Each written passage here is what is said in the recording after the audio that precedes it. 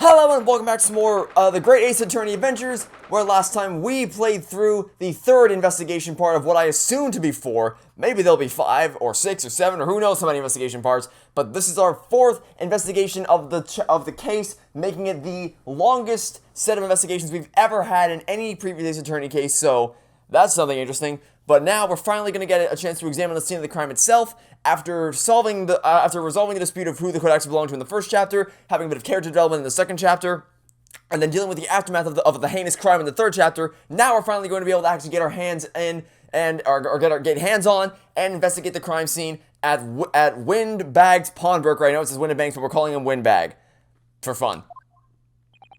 Here we are again at the scene of the crime. Now to thrust these representation papers in Gregson's face and see what he makes of them. Hello again, Inspector. Do you have a minute, please? What is it now? You should go home and get some rest. Here you are, Gregsy. Here are the representation papers. Your ladyship. How? I don't believe it. How the devil did you get that stubborn little ragbash to sign that? I salute you. That is good work, that is. I can see you're being very busy here as well. How about some tea? It's a special blend designed to relieve fatigue. How many spare blends of tea do you have just in your utility belt? Ah, lovely. Well, let's see now. Yes, I hardly feel tired at all. It is a fiddle. Would it be alright if we investigated the scene of the crime then? Do as you please. You know where it happened. Through that door behind the counter. It was just locked last time we checked. Yes, the storeroom. That's where I discovered Mr. Windbag and Gina. And it was also locked at the time, and I can only see through the tiny little mail slot. Right, well, I'll be getting back to business then. Will you be investigating in the storeroom as well, Inspector? If I'm perfectly honest, we need to wrap this up before long. Can't afford to spend too much time on it. But there are so many articles to go through, it's taking forever, even with the lads working around the clock. Which is a problem, because there's another case the Yard needs to investigate urgently. That must be what Lord Strongarm meant by far more serious matters before. So what I'm saying is, don't get under my feet, sunshine. I have to go out of my way to do that. I'd have to lay down. Wait, oh, I honestly, okay, I'll be honest. I thought you already left. I honestly, I had to do adulting for a second there. I thought I was seeing things. Because I guess I just, my brain made it such that, because Susato said her farewells in the previous episode, so I guess my brain was like, alright, that's it for Susato. See you later then. But I just had a momentary lapse in judgment there. I thought that was her last scene, but thankfully, she's still here for the time being. Oh yeah, for those of you who missed last episode, she's leaving us. She's going back to Japan, because this game hates me, and they want to rip away my favorite character ever out of this game. So thanks for taking her out of the finale. Love it. It's great. Awesome. So we're just gonna have to save her every bit of time we get to spend with her. We're gonna have to save her. Come on then, let's not waste any time. Okay, where do we even begin dissecting this? Okay, so the shot would have been fired that way, so is there anything, that was going to be the first thing I checked actually, is there anything that has any kind of blood stain on it that we can examine? And the answer is yes, the calendar's been shot to pieces, and I can't see because the UI's in the way. Oh, never mind, it's not in the way. Okay, I thought there might have been blood on this thing, but no, it looks like that's just part of the design. Okay, let's first things first, blood on the calendar. Ah, look here! Oh yes, a bullet hole, and I can see the bullet is still lodged in the wall. Presumably Mr. Windbag wasn't practicing with his revolver in his spare time. Ah, well. Mr. Sholmes likes to practice in his drawing room whenever he can. He's very patriotic like that. Sorry? It's all there in the adventure of Airlock Sholmes, you know. Isn't that right, Iris? Well, we already established she doesn't remember. I was about to say she doesn't remember what she writes, so she wouldn't know the answer to that question. Partly in jest, perhaps. In jest? And her whole world just shattered to pieces again. Well, he doesn't do it often. It is quite a dangerous pastime. He doesn't do it often. He shouldn't even do it once. Forget that for now, Runo. Let's examine this bullet. She said, the 10-year-old said enthusiastically. What's that around the bullet hole? Is it blood? What do you think it is? A suspicious red stain on the calendar. What? There's a bullet hole right here, and a bullet, and we know that it was shot, and we know that the bullet was fired out of a gun, which tends to inflict damage on people, and of which inflicted damage on someone who's currently hospitalized. But I wonder what this red liquid could possibly be. Aha! I may well be able to help with that. What? There's nothing like the sight of blood to get the blood pumping, is there, Runo? Ugh, I have a feeling I'm not as bloody-minded as you, Iris. I'm afraid the sight of blood makes my blood run cold. There you have it, you see? When it comes to blood, we're all different types. Get it? It's funny, because blood types where it's a funny joke and you're not laughing. Please laugh. So you need this. Oh no, what is that scary looking thing? Cody and I haven't actually come up with a name for it yet, but as soon as you see it in action, you'll understand what it does. Don't point it at me. I said don't point it at...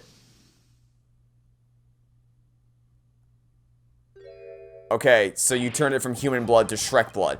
The color of the bloodstain has changed. There! Does it make sense now? Yes, I think I'm starting to understand. Good! It works on the principle that different people have different types of blood, you see. Yes! How wonderful! The chemical it fires combines with the blood and makes it change color, so you can identify whose blood it is that you're looking at in a flash. Oh, what a fabulous invention, Iris! Is it? Isn't it? I bet Ginny would say it's bleeding great! Since when have you become a pun master? So whose blood are we looking at then? Well, all the chemical does is turn the blood a different color, so... just find someone whose blood turns the same color and you'll know who it belongs to in a flash. It's more like 2 flashes, really, isn't it? 1 flash or 2, this could well turn out to be a very valuable clue. So we must make a note of it in the court record. The blood sample, I've gotten to the point where I'm reading non-character-based text in Ryunosuke's voice. A sample of blood analyzed with a special chemical indicator developed by Mr. Sholmes. Different people's blood turns different colors. Let's keep testing and adding the results of any other blood analysis to the portfolio. As long as I have Regan left, sure. Okay, I guess we're going on a blood hunt then. Are there any blood stains over here that I'm missing? Perhaps on the desk? There's the article ledger here and Mr. Windbag's notes and... What's this? It looks as though someone has left a little photographic print behind. Oh, look on the back. There's some writing. Is there? Ooh, show us, Susie. Show us! Well, there's more blood stains there. February 15, 10:30 p.m. Article opposed, 1 gentleman's overcoat. Loan amount paid, £1. Redemption deadline, April 15, 10:30 p.m. Gentleman's overcoat pawned for £1. Clearly it was a very fine coat. In fact, I think, yes, this must be the ticket for the overcoat that Jenny redeemed yesterday, and is still wearing, which belonged to McGilded. I would never have expected the redemption ticket to be handwritten on the back of a photograph, though. It seems Mr. Windbag just used whatever piece of paper he happened to have up to hand. But this photograph of a cat, it looks very familiar, doesn't it? Oh, yes, you're right. It's the same as the one Ginny gave us earlier. Of course, I was forgetting that she gave us that print. Well, what are you waiting for, Mr. Naruhodo? Get it out! Alright, let the cogs turn.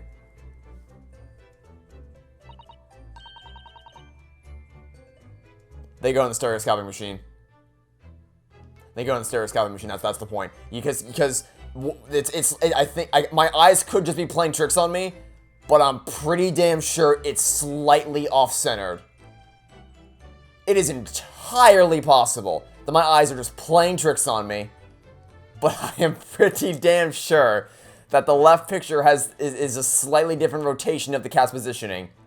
Like, the cat looks slightly more face turned to the left than in the right photo, which is a clear indication of a stereoscopic print, in the sense that if you were to combine them in a stereoscopic machine and you go cross-eyed, it makes them look like they're the...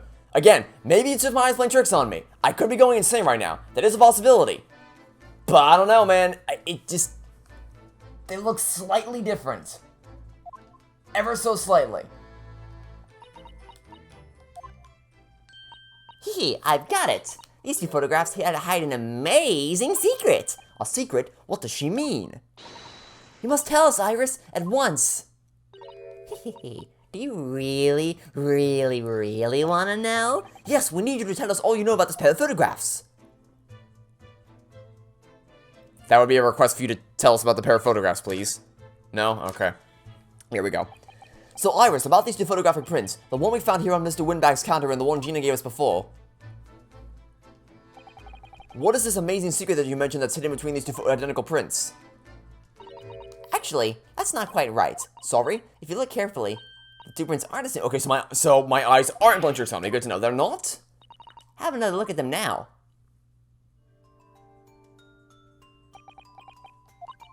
Can you see that they're just slightly different from each other? I think so. It's very subtle, though.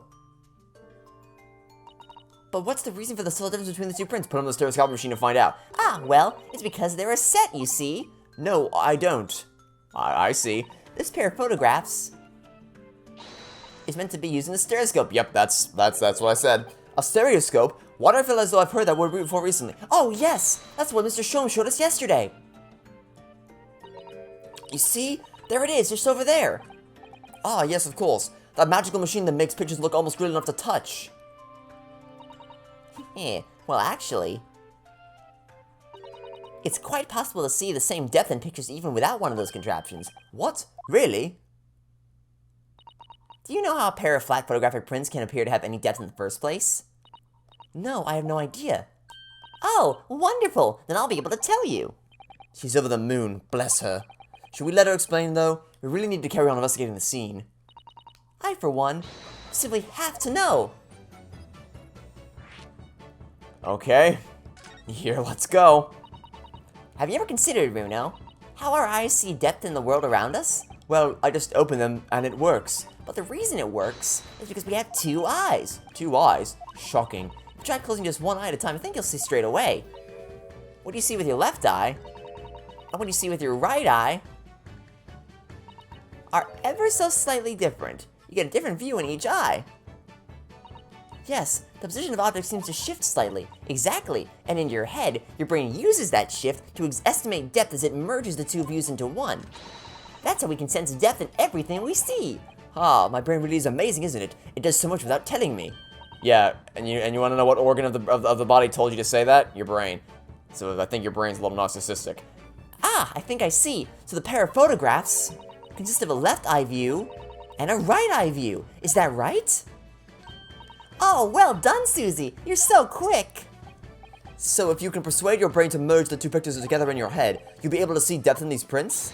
Yes, Bruno, you're beginning to understand. And a stereoscope's function is to act as your brain and allow you to do that? Yes, but as long as you have two images, two eyes, and one brain, you can actually do it yourself. You can? Really?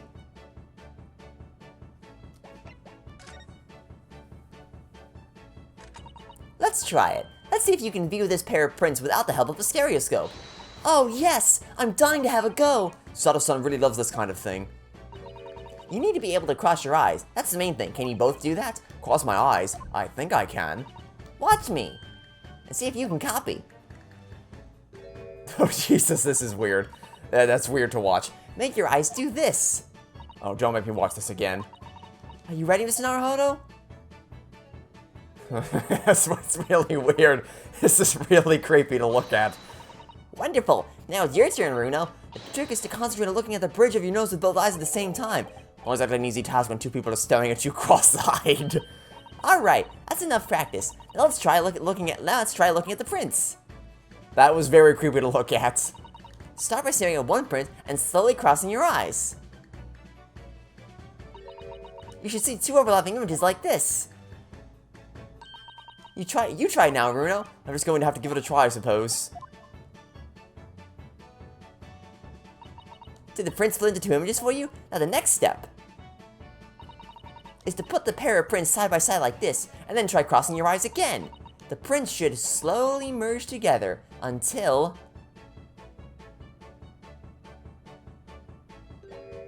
Yeah, so this is this just screams, play me on the 3DS. This screams, please play me on the 3DS, because without the 3DS screen, doesn't quite have the same effect.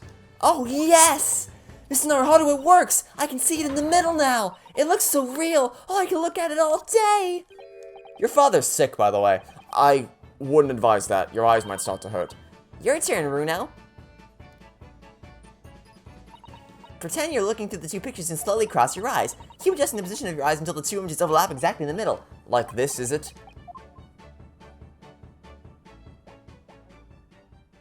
Yeah, that just screams, please play me on the 3DS. There, you managed it. So now you know how stereoscopic images work. They spent a long time on that, so I'm hoping that plays into the mystery in some capacity. I have no idea how it could possibly, or how it possibly could, but I'm hoping it does in some capacity, because if not, that was a long time to spend on a whole lot of nothing. Well, I don't know who discovered it, but it really is quite extraordinary.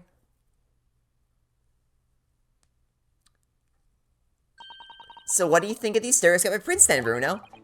It's certainly amazing, but it isn't easy to get the knack of viewing them properly. No, some people find it easier than others.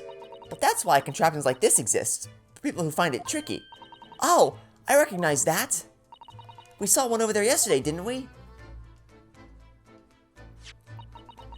If if I remember correctly, you press this little knob here, and set the pair of photographs in the stand in the back end. It's still amazing, even though I know roughly how it works now. Well, Levin seems to agree with you. Stereoscopes are very popular at the moment. You can find one of these folding contraptions in lots of households in the capital currently, but if these little machines are so affordable, surely there's no need to go around staring cross-eyed at pictures like you hate them. But it's much more satisfying to be able to see the effect with your own eyes. Well, I think so in any case. Stereoscopic pictures. I never even heard of them until yesterday. We've certainly learned a lot about them, but I wonder if it's knowledge we'll ever actually need. If you're gonna make this big of a deal about it, then I certainly hope so. Okay, well, something that you didn't point out at all is the fact that on the back of this is a giant blood stain. So let me do that for you. Mr. Naruhodo!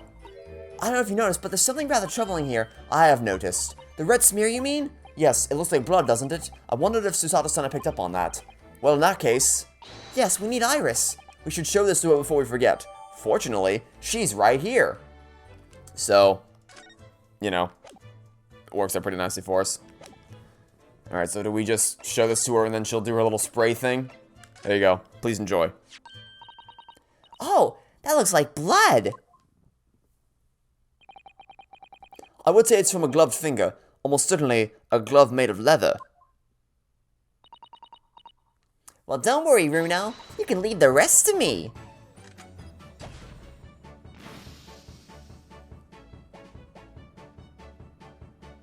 So we got green blood and purple blood. Or at least the tint is those colors. That's a color we haven't seen before, is it? We simply must add to the portfolio of blood samples. It could be an important clue. Well, currently our portfolio includes one sample. Although, it would be nice to find out whose blood these different colors correspond to at some point.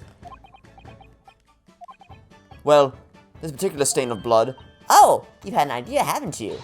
Do you know whose blood this is? Do I? Yes, I have an idea whose blood it is. Not from the color return, but with a little deduction. That's right. I think it's clear. Iris, you know as well? You first, Runo. Who do you think it belongs to?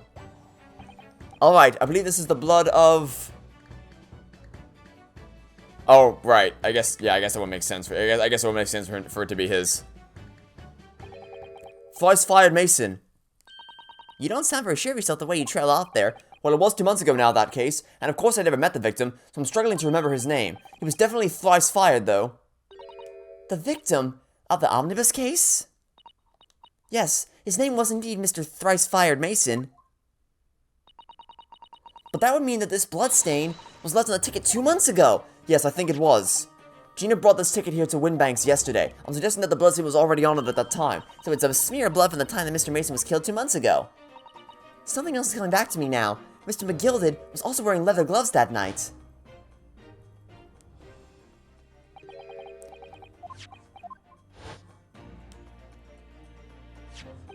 It certainly does look like a leather-gloved thumbprint, this mark, but we know that Mr. McGilded had no injuries at the time anywhere on his body, from which we can conclude that any blood on the glove belonged to the victim, Mr. Mason. Mr. Naruhodo, you sound just like Mr. Sholmes! Minus the quirky slip-ups, I hope. Yes, I think you're right, Runo. Very well. Let's make a note of this. Alright. Duly noted. We've got one down. Now we gotta figure out who the Shrek blood. For now, I'm gonna say that blood belongs to Shrek until proven otherwise. Well, that's about all there is to check here. So can we move into the back room? Notifications has been added. Yep, Winterbank storeroom. All right, let's head in here and examine the actual scene of, well, there's the scene of there's a lot of different layers to this. There's a scene of there's the scene of the crime of shooting shooting Sholmes. There's a scene of the crime of robbing the store, and there's a scene of the crime of murdering Windbag. And is that the deflated bike or is that a different bike? I can't tell from this angle. It looks like a different bike. I can't tell because if you recall, we saw a bike outside Soseki-san's house in the 4th chapter. That was very heavily deflated on one of the wheels and was basically unusable. So I don't know. I wonder if that's gonna be the same bike. I just can't tell if the wheel's in as bad of a shape as it was in case 4 from this angle. Poor Iris. She's clammed up completely. Iris is bound to find this difficult. After all, Mr. Windbag's life was taken in this very room only last night. Ah. Wait, Inspector! Don't just show up and then leave. What is it now, Sunshine? You barged in. Okay, you barged in on us. You don't get to ask us what the deal is. You took one look at me and tried to run away. Think a Scotland Yard inspector would run away from some jumped out little defense lawyer, do you? That's literally what you just tried to do. Well, I've never seen her ladyship looking like that before, is the thing. I didn't know what to say to her. So you weren't running away from me, you were running away from a 10-year-old. I'm afraid this is all a little much for young Iris. Some gentle reassurance might go a long way, perhaps, Inspector. Yeah.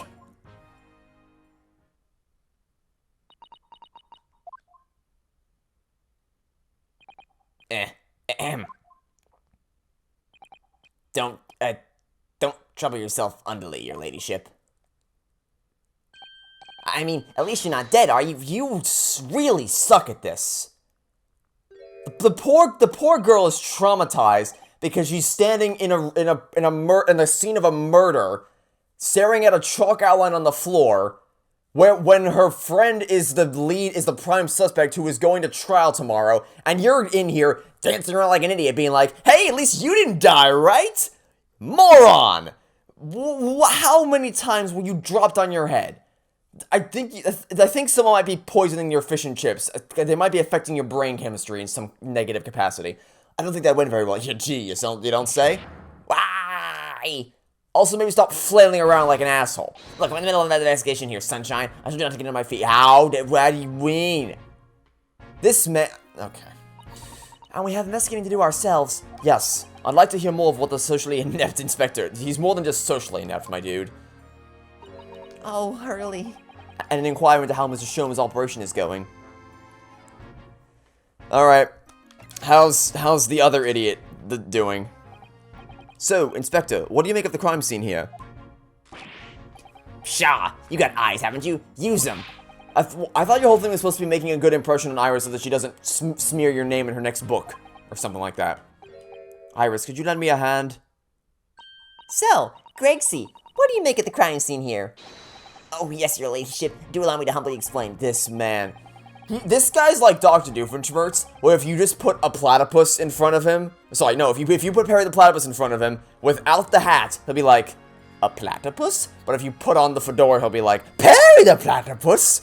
It's just it's the funniest thing. Except this is actually what's happening here, whereas if I say a thing, he's like, no, you may not. But if Iris says the same thing, he just turns into a completely different person. He's like, Iris the author? Of course, I'll tell you everything. It's just... Okay. The one and only door to the storeroom was found locked from the inside. So it was locked from the inside. The lock appears to be broken now, though. Was that the police officers doing? Quite right, ma'am. Quite right. We took the liberty of smashing the door in as humbly as possible. Oh. As you can see, the victim was discovered prostrate on the floor, thuswise. And next to the aforementioned body, we discovered the vile gutter child. Are you talking about Ginny? She's my friend, you know, Inspector. Miss Lestrade, the hapless girl, was curled up on the floor, dead to the world. She's still alive, you know. Yes, when I saw her, she appeared to be unconscious. And I'm afraid to say she had the gun that was used in her hand. Yeah, so what? Anyone could have planted it there. I'm sure there's some kind of secret passage in this room somewhere, or some magical box that teleports you to a different dimension, or some insane thing like that. Presumably, it's the gun that's still down there on the floor now. Oh, also, unless you can use the ballistic, unless you have the ballistic markings to prove that the bullet that was found inside his body came from that gun, it doesn't matter if she shot it. It doesn't matter if you're holding it or not. In her pocket, we found the key to the door as well. What? The key to the storeroom? And you say the storeroom had been locked from the inside, Inspector? Correct. All of which leaves her ladyship's friend in something of a sticky situation, I'm afraid. Because the thing is, the door may be locked from the inside, but you can still open up that little latch thing. Like, you can still open up the window or whatever it was. And that's wide enough for a gun to fit through. So, especially since he appeared to have been standing in a position where his back would have been facing that hole, not unreasonable for someone to have shot from the outside. Like, it's not exactly out of the question. Obviously, my personal opinion is that it's all some sort of misunderstanding. Of course it is, Inspector. Of course it is. Okay. I didn't want to... God damn it. I swear, I flicked the control stick down once, and it just loops back up to the top again. For some reason. Well, it's fine. It's fine, we'll just loop through it again, and then we'll ask him what I actually wanted to ask him about, which is making sure that Airlock Sholmes actually isn't committing the big die, which is something we don't want to see, of course. So we'll just skip through all this again, and then we'll get back on track. There we go. Gregsy, do you know anything about Hurley? Is the operation finished? Is Hurley alright? Is he? The thing is, don't mince your words, Inspector, please. You don't mean to say that Mr. Sholmes is his... No, the operation's done and dusted. It's just, I can't, those eyes, they melt my heart. Every single time, it's just like... It's just that, well, out with it! Yeah, there you go, kick his ass. Kick his ass! Yes, ma'am. I swear.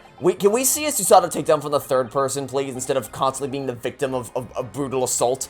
I use something called a general anesthetic. It's the latest thing, renders the whole body insensitive. The whole body anesthetized, is that even possible? It means the operation can be completed while the patient is fast asleep.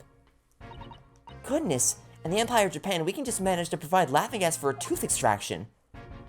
The trouble is, the latest thing isn't always the greatest thing, if you follow my meaning. They couldn't get the medication to work at first, so it took hours for them to nod off, or so I hear. And now that the op's finished, they can't get him to wake up, apparently. You idiots. That's why you don't give him that much anesthesia. No one knows if it's the anesthetic still in the system or if it's the bloke just plain exhausted. But anyway, all they can do is stand back and watch until he comes around again. Hurley. The moment he opens his eyes, your ladyship, I swear I shall get word to you. What a surprise. Even in matters of life is death, Mr. Sholmes has to do things his way. Okay, well that's about all I can get out of you. So, what else is... Is there anything we can... I guess we can ask him if he knows anything about the box. Because currently we know nothing of the sort. Inspector? What do you make of this? Ah, what have we here, then? A redemption ticket for an article deposited here, is it? Looks like someone out of an office stationery and wrote the ticket on whatever paper was to hand. Yes, this is the ticket from a gilded overcoat. The one the little diver turned up with yesterday. Oh, actually, no, it's not. Yeah, no, it's for the box, not the coat. Really? I think you know better than me, do you? Yes, I do, and if you look at the, actually look at the damn picture, or sorry, not the picture. If you look at the damn words in the back of the picture, you'll see. No, I didn't mean to, Runa's right, Gregsy. It isn't the same ticket. Of course it isn't, of course it isn't. You, Jesus Christ, you groveling dog. So what's all this about then, if I might be so bold as to ask? If this is a second ticket... A second one? It seems that Mr. McGilded, in fact, had another article in storage here at Windbanks. Is that right? I think we need to discuss this further with the inspector, Mr. Naruhodo. Oh, good, because he's ever so easy to talk to. Okay, the second redemption ticket. This ticket was in one of the pockets of Mr. McGilded's overcoat. Eh? You mean to tell me? Yes, there was more than just the music box disc, it seems. Should have insisted on the lads taking it back to the yard and examine it properly. Well, according to the details in this ticket, Mr. McGilded deposited another article here with Mr. Windbank. Yes, I can see it written here. A small box, was it? Do you have an idea where it is, Gregsy? Any idea at all? It's another article belonging to Mr. McGilded. It could be an important clue. Well, I mean, depending, I don't know how large this quote-unquote small box is, but there is a box back there that seems to kind of match the color scheme of Mr. McGilded, so maybe it's that. I mean, it's in the storeroom, so you never know. I suppose it could be... Please, stop looking at me with those big turquoise eyes. They're all full of hope and expectation. It's too much pressure. I'll lose me marbles, I will. I'll go barking. You are pathetic. This is no time for dog impressions, Inspector. That's enough sauce for me, you sunshine. Oh, good lord. According to this ticket, the redemption deadline's already passed, hasn't it? Oh, yes, of course. Articles only held for 2 months. So the small box will no longer be in here, then? That's right. It's been forfeited. Which means it could be on the shelves in the front of the shop where the forfeited items are offered for sale. Yes, the shelves in the front. You must search them at once. You're wasting your time. Oh! There are dozens of little boxes out there. Hundreds, even. We can't possibly know which one might have been McGilded's. That information's not written in the ledger. Ah. Well, I think we should at least have a look, just in case. Of course, your ladyship, of course. You are such a pathetic doormat. This is getting old. Okay. Well, you are useless to me, so while I'm in here, I'm going to, out of sheer curiosity, I'm checking this box, just to be on the safe side. You never know. Out of all the articles in this storeroom, this is the only thing that shows any sense of being ransacked. Ah! What is it, Iris? That's the box file that my manuscript is being kept in. And, yeah, I mean, we already knew that that was what Ginny was trying to... I just said Ginny. That's what Gina was trying to retrieve when she came in here. Iris' unpublished story, The Hound of the Baskersville, or whatever. Surely that's not what all... That's not what all this... I mean, yeah, it is what it stemmed from, as we all kind of assumed. We must check inside the box at once. Yes.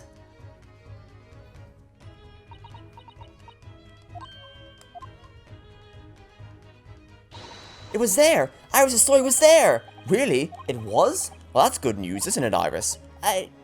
Yes. I mean, of course I believed Hurley when he said he deposited it here, but still, it's a relief to actually see it. Really? Because that's not a very well-hidden frown. Okay. Is there something on the manuscript that is going to be hidden from me? Doesn't look like it. And I'm not reading all these pages to find it. This one looks pretty innocuous for the time being. But just to be on the safe side, I'm going to examine it. I can't find anything out of place. So we're in the clear? I guess we're in the clear. Great.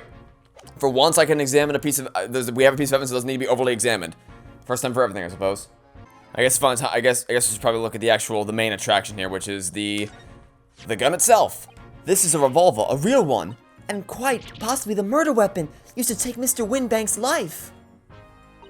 What's the matter, Susie? You and Runa look like you're about to faint. Well, it's just that I've rarely seen a gun in the flesh. And I've had issues with guns in the past. But anyway, we saw Mr. Winbank with us yesterday, didn't we?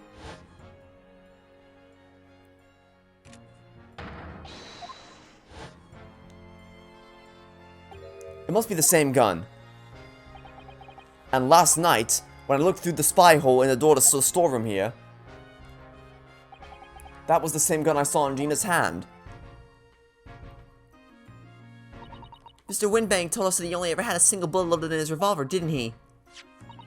Well, it's empty now. The one and only bullet he had in his gun's been fired. That's not a good sign.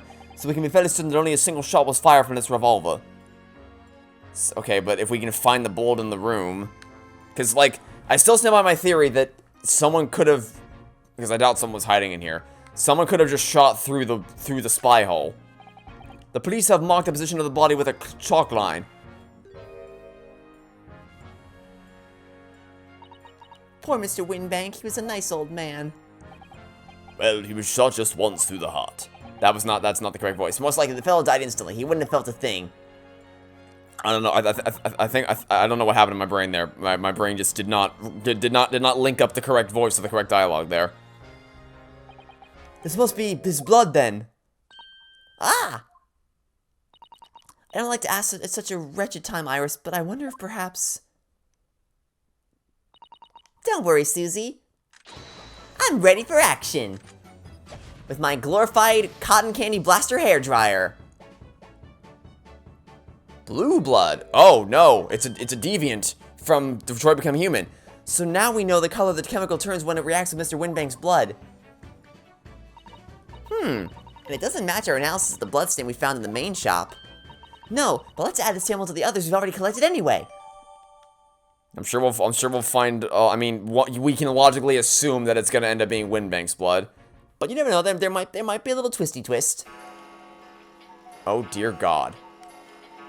Could you have had any? Could you have a grandfather clock that's any louder, maybe? I nearly jumped out of my skin there. How can Mr. Winbank such as a wicked trap? I doubt he set out to scare anyone. Yeah, but grandfather clocks will do that by nature. Is that really the time? I think perhaps we should pay Gina another visit soon. Oh? Her trial is tomorrow. We must establish whether or not you'll be defending her. Of course we will.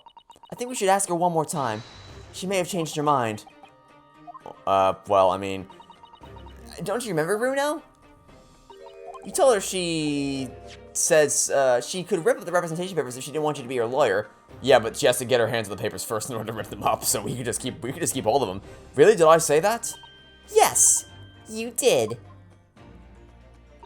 The deadline for submitting the paperwork is fast approaching. In that case, we had better hurry back to the prison and talk to Gina again. I mean, not having us represent her is only gonna harm her, because the other people that she can choose to defend her aren't exactly that competent, so there's really no chance in the world she's not gonna accept this. So since he already signed the papers. Ah, Gina, good, you're back. Ah! The police must have finished questioning her then. Oh, how was it, Ginny? Was it awful? Eh? Oh, didn't bother me. Thank you for the papers you signed before, and then we were able to investigate at Windbanks. Oh, right. Don't you want to know how we got on? We've been ever so busy. What's the point in asking? Don't change what everyone's saying, but I did it. You know what will change that? If you let us defend you tomorrow. That's not... Gina, we came to ask for your final decision. Eh? What decision? About tomorrow's trial. Will you let me defend you or not? I must submit the paperwork now if you'd like Mr. Naruhodo to represent you. Why, I see. She's really lost her fight all of a sudden. But I know what that feels like. The worry is just so hard to bear.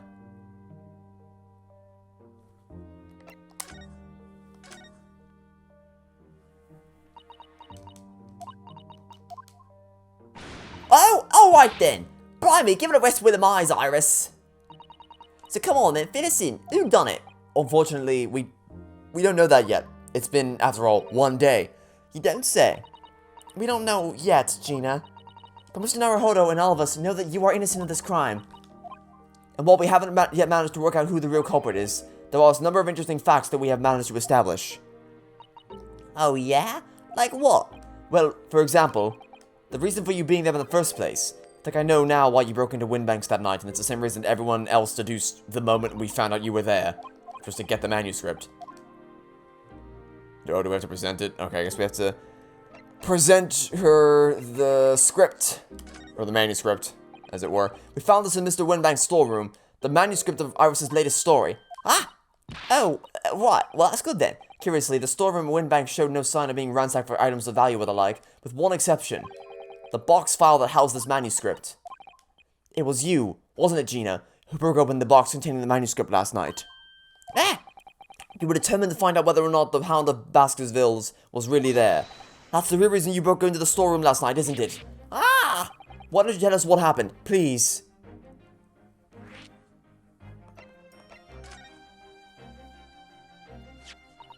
We already have the representation papers and other documents we need. All we have to do is hand them to the court clerk. That is, if you'll allow me to represent you in court tomorrow. Nah, don't bother. You already signed the papers. Ginny, bring Bob and check them, would you? His representation papers or whatever they're called. The cell ain't fancy enough to have a bin. So, what will you do in court tomorrow? I'll be fine on my own. No, you won't. You have no experience with this. I don't think you will be. Look, it don't matter. What's gonna happen? That is just one stubborn pickpocket. Good Lord Almighty. Alright, yeah, this Baskerville story is the latest showman's adventure, right? But it ain't been printed yet, so I figured it's gotta be worth a fair few pieces of silver, right? Oh, okay, so I thought you were getting it back to do a kind thing for Iris. I did not think you were going to try to sell an unreleased manuscript, you dick. Jesus. I'm trying to help you here. I think you have a kind soul. I want to believe you do, but you're making it really, really hard for me to believe that, Gina. Oh yes, at least 5,000 pounds. What? So you intended to sell Iris' manuscript, did you? No. Ginny, how could you? What? Wait, no, hang on. Of course I wasn't gonna sell it. Why were you bragging? All I wanted to do was find out if the manuscript or whatever you call it was really there or not. Then why did you say that it was... Why did you go out of your... Let me read that again. Hold on.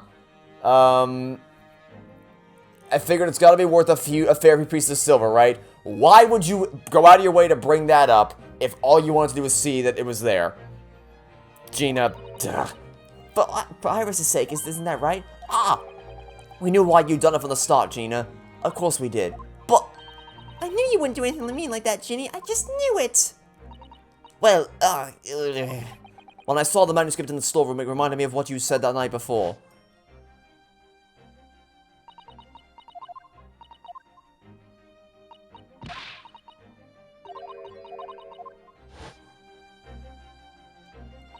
Oh, Ginny, that was so sweet of you. Alright, alright. I'll tell you why I did it. Stop looking at me like that, Iris.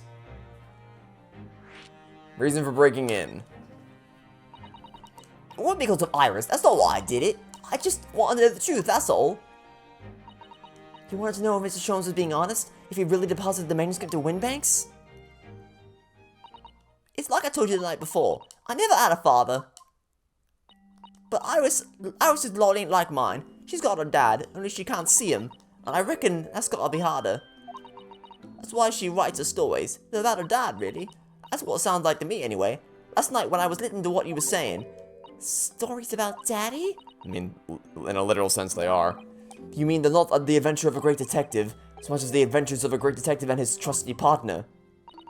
Well, that's how I see it, yeah. You're so thoughtful and kind, Ginny. Yes, and we never thought any differently, did we?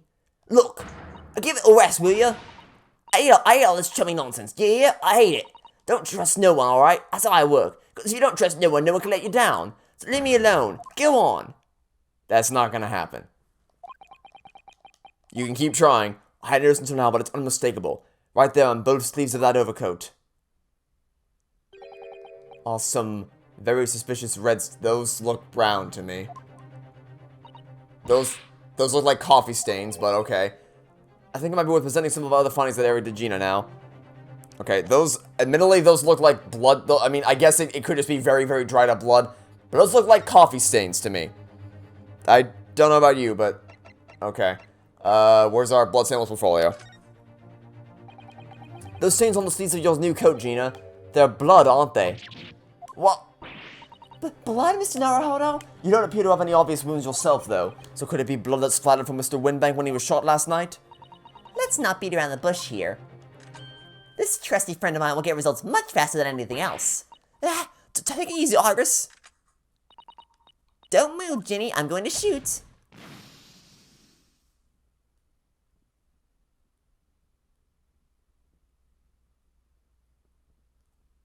Well, that was unexpected.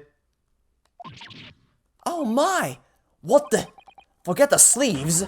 The whole coat is covered in blood. Of course! The black color of the fabric was masking the stains. I thought I haven't seen them until now. And the blood has reacted with the chemical turned to a purple color, which matches one of the samples we've already collected perfectly. Yes, now let's see who had the purple blood. Aha! Yes, it was the brickmaker, Mr. Mason, the victim of the murder case 2 months ago. I knew it. What are you all about? The victim? What do you mean? It's a rather uncomfortable situation, Mr. Naruhodo, but I think this makes things quite clear. It means the omnibus case is finally solved. Yeah, I mean, we kind of knew it was solved back in case 3, but this is our proof. The truth about who really murdered the brickmaker, Mr. Mason, is revealed. Oi! Well, so what what's going on? Stop telling out the story.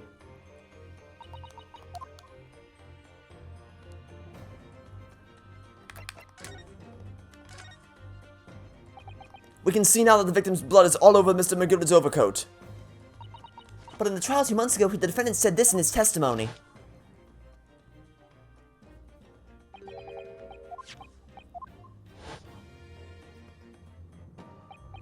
But if you look at this overcoat now, it's clear. These stains couldn't have arisen from Mr. McGillicud trying to pull the victim to his feet.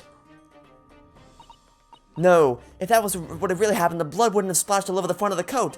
The only explanation for this pattern of blood is that it splattered over Mr. McGillicud's coat when he stabbed the victim in the stomach! Not that this should be a surprise to anyone. I've tried to run from the truth for long enough, but there's no escaping it now. That true culprit in that case, Mr. Mason's killer, was Magnus McGillicud.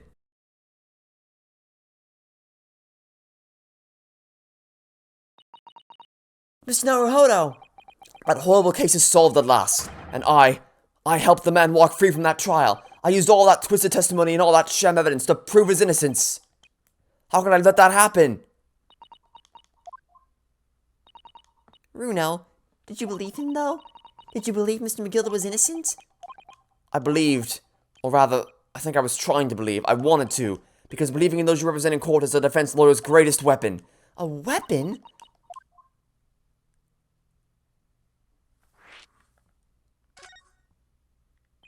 Before we came to Great Britain, a great friend of mine taught me a valuable lesson.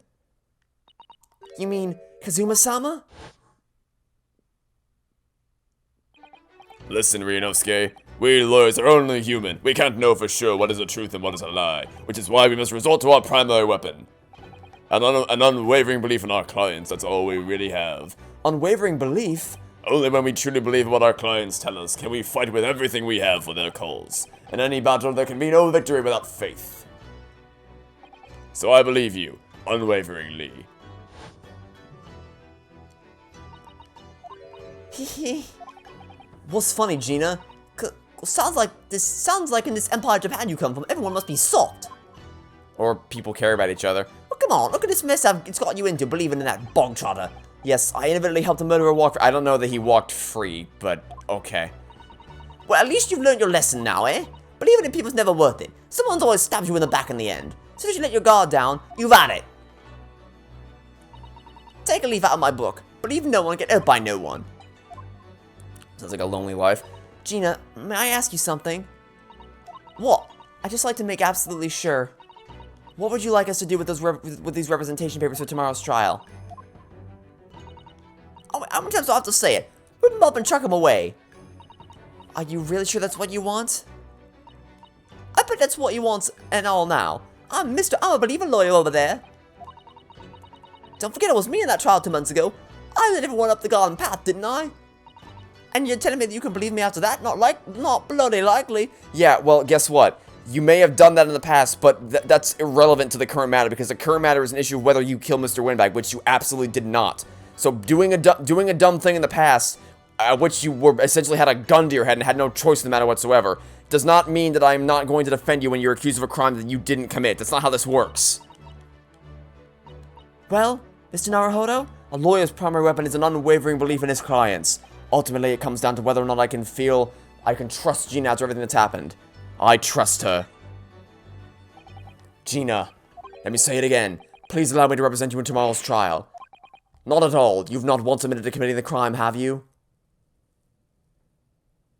And even if you did, Rise from the Ashes exists, so you will be fine. What's more, I believe that you're telling me the truth. Seriously, Mr. Naruhodo? Didn't you hear all what I said before? I'm a born liar. Fibs just rip off me tongue. And I'm a diver, don't forget. I pulled the wool over your eyes 2 months ago and got you in all sorts of trouble. Why don't you ever trust me now? I just don't get it.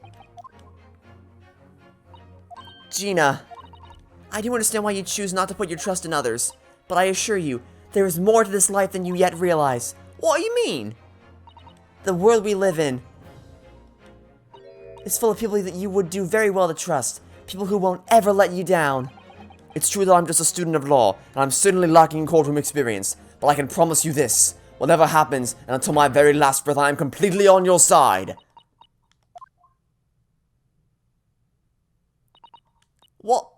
What do you expect me to say to that?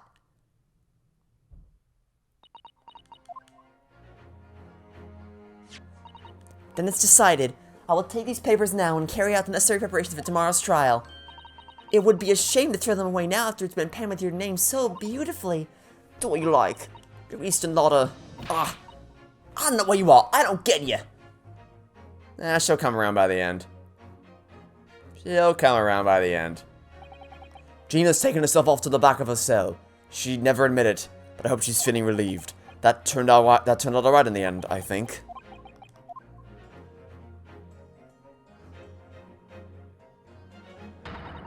Whoever's hiding there, share your stuff at once. Eavesdropping is the height of cowardice.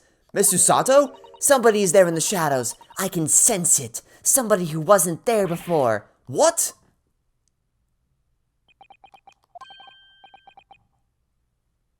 Yeah, I had a feeling. I suppose you were using one of those mystic Japanese arts, like the art of stealth I've heard so much about. If anyone was being stealthy, it was you, Inspector. Grexy! Oh, not again. I am most terribly sorry, your ladyship. I didn't mean to startle you. Jesus Christ. How long long have you been listening in on our conversation? Good grief, listening in? No. I just got word there were some visitors who were refusing to leave even though it was after hours. I assure you, your ladyship, I only just arrived this very minute, not a moment earlier. That's all it is. Nothing untoward, nothing at all. After hours? Is it that late already? So then, I'll humbly excuse myself now, your ladyship. Ta-ta, toodaloo, cheerio, all the best, bye. That's a lot of farewells and not one of them appropriate. Oh, but I wanted to have a chat. I'm terribly sorry, but time is pressing at the minute. Oh, I see. That's a shame. If I don't get this emergency at the Supreme Court dealt with sharpish, Lord Strongheart will, well, emergency? Lord Strongheart? No, nothing, forget I said anything. Anyway, I'm off. Alright, Grixie, if you have to, but let's chat soon. Delighted. Charmed. Can't wait. If you please, my pleasure. That's a lot of pleasantries and not one of them sounded sincere. Grixie's so funny. He says such silly things. If that's what you want to call it.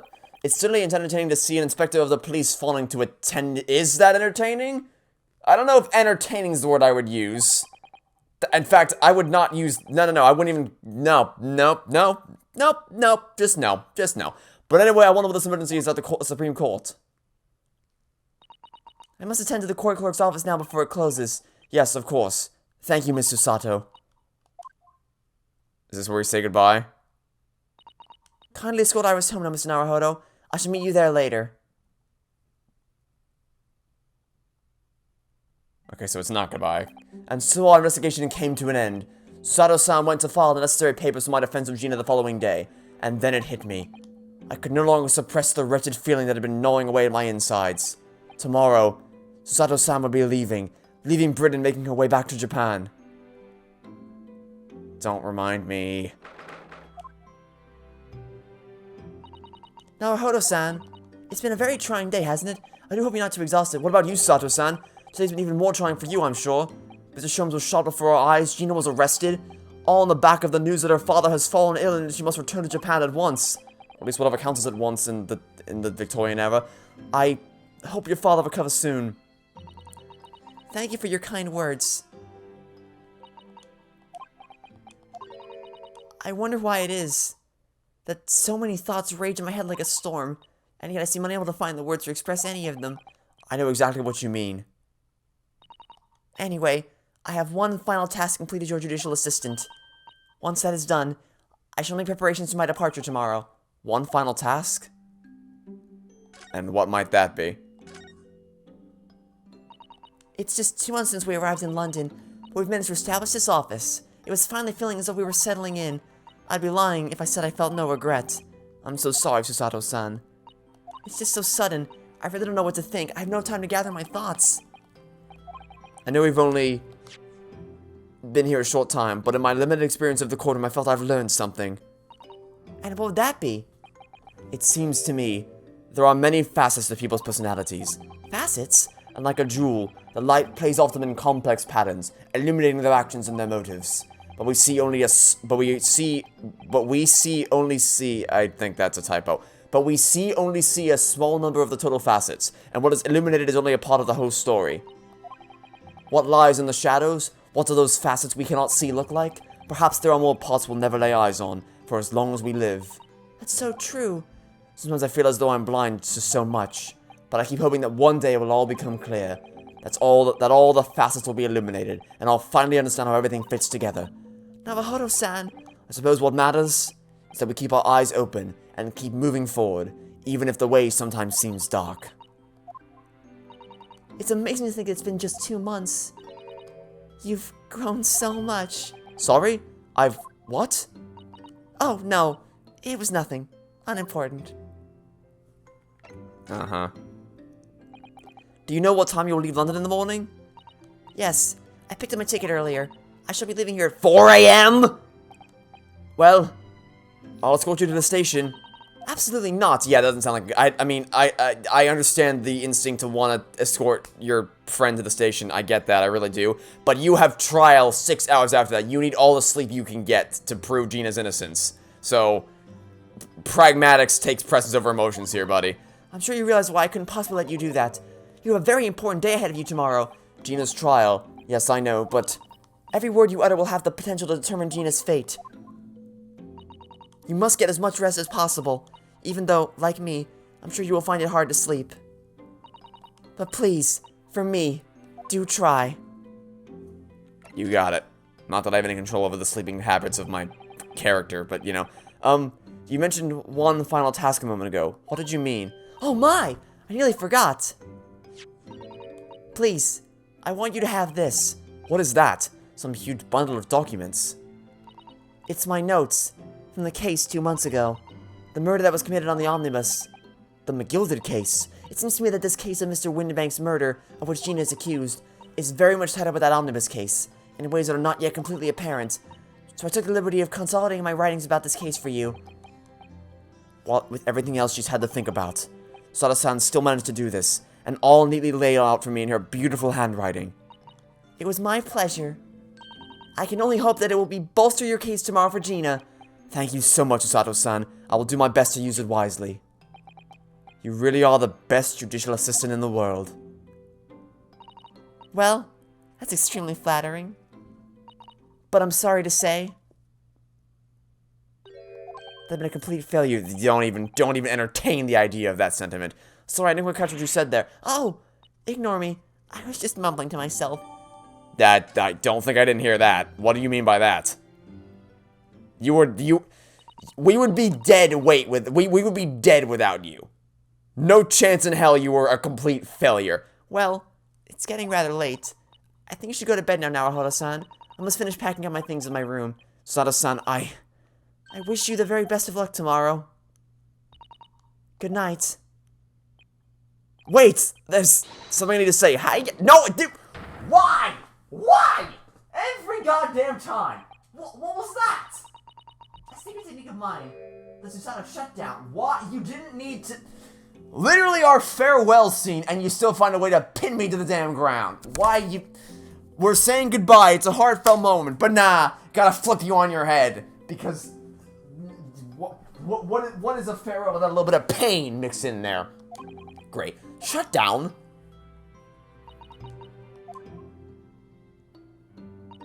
Please, I implore you. If we have to voice our goodbyes, I won't be able to hold back my tears, god damn it.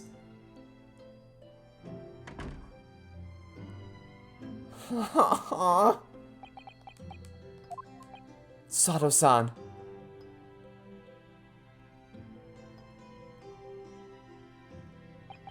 It truly had been a trying day. On our feet for hours, getting Gina to open up to us, and learning the truth about that nemesis of a case. Physically and mentally, I was exhausted, and yet the idea of sleep seemed impossible. But I forced myself to close my eyes, and as a cacophony of scenes of our lives here in London played through my mind. Eventually, my fatigue triumphed, and I fell into a deep sleep.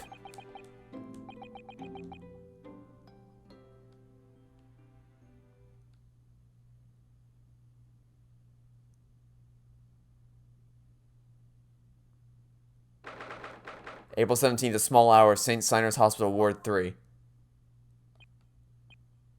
Yes, I quite understand. It's a great weight off my mind. What the hell? Hello. Rest assured, I shall put everything in place, exactly as we have discussed. Thank you so much. It has been an honor and a pleasure to be acquainted with you, Mr. Sholmes. On the contrary, the pleasure has been mine. I bid you farewell and Godspeed. Yeah, I had a feeling. My dear madam, there's no way she was leaving London without saying goodbye to Airlock Sholmes. Oh my god! Game, you can't do this to me!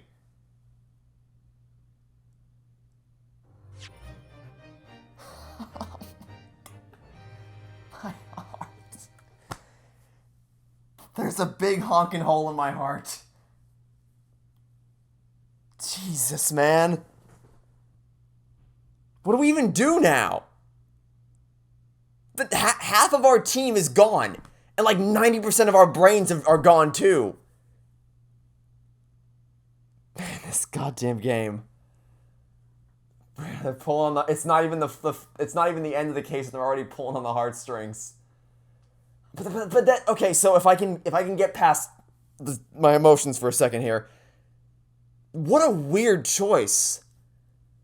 Like, that's just so weird to rip away the one of the two leading characters of the game, to rip her out of the game for the final case, the final showdown. I know there's a second game, but still, they didn't know there was a second game coming out when people played this in 2015.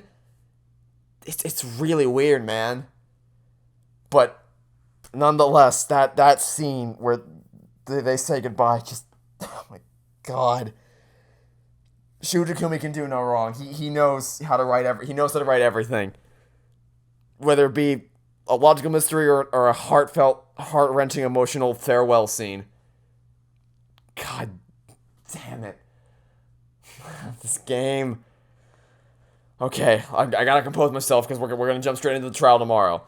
So that'll be it for now. Thanks for watching. Stay tuned for tomorrow, and I hope to catch you all tomorrow for the beginning of the final set of trials for the Great Ace Attorney Adventures. Goodbye.